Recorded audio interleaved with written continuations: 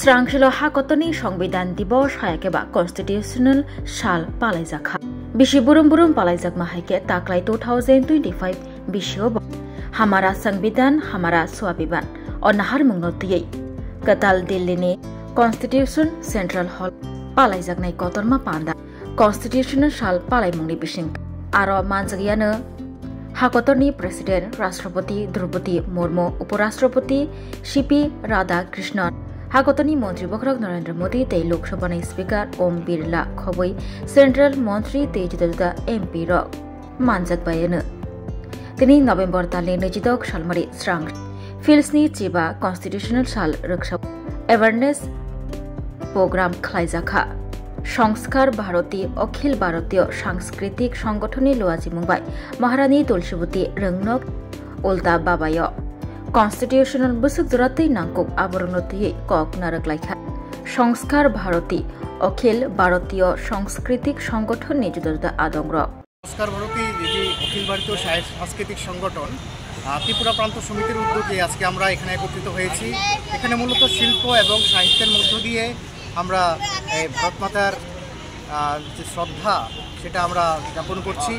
আপনারা জানেন যে আজকের দিনে ভারতীয় সংবিধান গৃহীত হয়েছিল 75 বছর আগে এবং যেটা 26শে জানুয়ারি কার্যকর হয়েছিল। আজকে এখানে মূলত আমরা একটা অ্যাওয়ারনেস ক্যাম্পেইন করছি, অ্যাওয়ারনেস থ্রু কালচার, মানে ভারতীয় সংবিধানকে আমরা সবার মধ্যে সংবিধান কী সে সম্পর্কে সবার মধ্যে সচেতনতা সৃষ্টি করার জন্য আমরা এখানে একত্রিত হয়েছি আগরতলা তুলসীবতী স্কুলের ঠিক পাশে।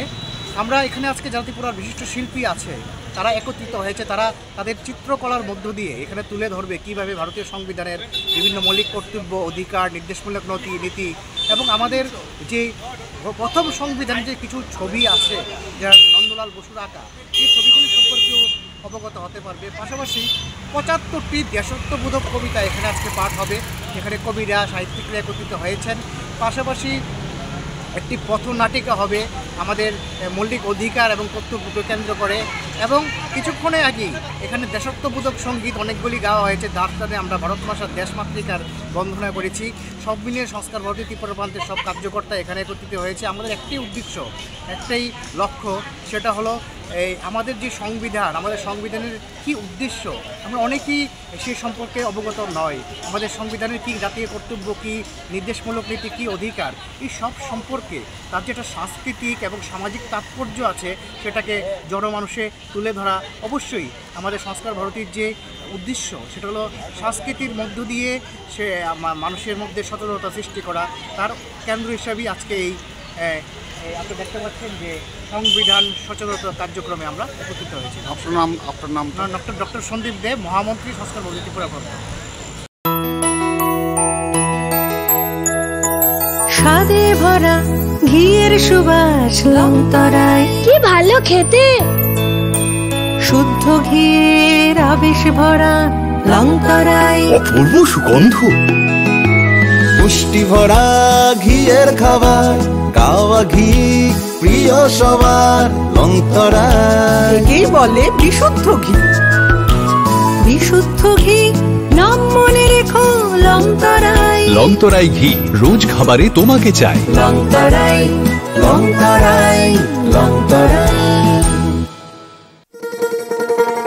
শোনো শোনো ভোজন রসিক, শোনো মন দিয়া, ঝাঁঝের স্বাদে রান্না করো লংতরাই দিয়া। ইলিশ সর্ষে পোস্ত বাটা যেমন ইচ্ছে নাও, মালাই চিংড়ি মাংস কষা চেটে পুটে খাও, আহা চেটে পুটে খাও, আহা চেটে পুটে খাও। লংতরাই কাচ্চি ঘানির সর্ষে তেলে টেস্ট, যে খাবে সেই বলবে লংতরাই বেস্ট। লংতরাই সর্ষের তেল, ঝাঁঝে স্বাদে তোমাকে চাই। আহা লংতরাই বেস্ট, আহা লংতরাই বেস্ট।